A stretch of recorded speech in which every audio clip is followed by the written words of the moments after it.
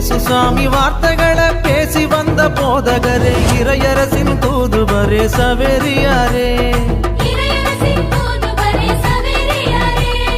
இஞ்ஞாசியார் கண்டெடுத்த இயேசு சபை மாமுனியே,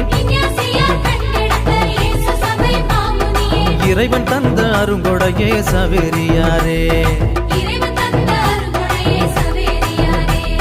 வாழியவே வாழியவே சவேரியாரே, எங்க விசுவாச நாயகனே சவேரியாரே.